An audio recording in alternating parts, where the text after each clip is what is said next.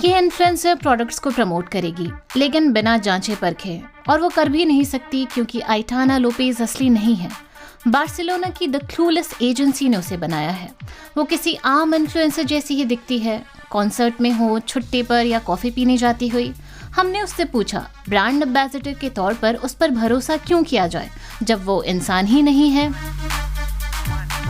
Ambassador के तौर पर मुझ पर भरोसा क्यों करें? आसान है। मेरी कोई ईगो नहीं, मैं झूठ नहीं बोलती और कभी लेट नहीं होती। मेरे पास सूरत भी है और सीरत भी।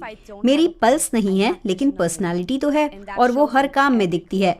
ईमानदारी के लिए इंसान होना जरूरी नहीं। आइटाना की एजेंसी तय करती है कि वो कौन से काम करेगी। इन डील से महीने में करीब 15,000 यूरो की कमाई हो जाती है। कंपनियां अपने प्रोडक्ट्स प्रमोट करने के लिए अब तेजी से वर्चुअल मॉडल्स का सहारा ले रही हैं। अध्ययन बताते हैं कि हेडफोन जैसे प्रोडक्ट्स के तकनीकी पहलू समझाने में वर्चुअल इन्फ्लुएंसर ज्यादा सफल रहते हैं, क्योंकि उन्हें टेक सेवी और भरोसेमंद माना जाता है। लेकिन स्किन केयर जैसे ब्यूटी टिप्स के मामले में वो बिल्कुल बेअसर लगते हैं।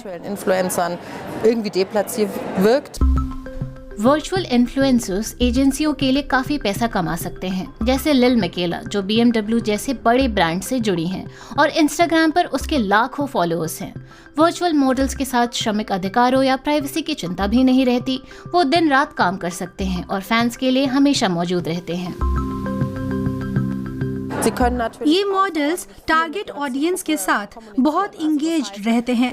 सवाल जवाब चूंकि कंप्यूटर से जनरेट होते हैं, इसीलिए निजी संदेशों में टारगेट ग्रुप से इंटरेक्शन की संभावनाएं कहीं ज्यादा होती हैं, और थकान जैसी कोई चीज यहाँ होती ही नहीं। लेकिन क्या यूजर्स जानते हैं कि वो किसी असली इंसान से बात नहीं कर रहे? 2025 की गर्मियों में वोग पत्रिका में वर्चुअल मॉडल वाला एक विज्ञापन छपा तो विवाद खड़ा हो गया।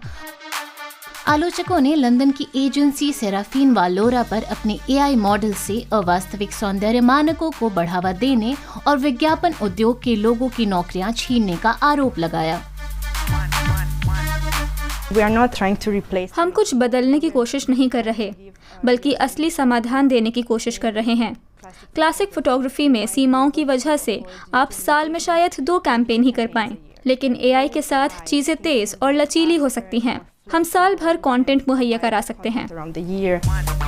कंटेंट ज्यादा सस्ता तो होगा, लेकिन असली इंसान की ऑथेंटिसिटी का मुकाबला AI शायद ही कर पाए।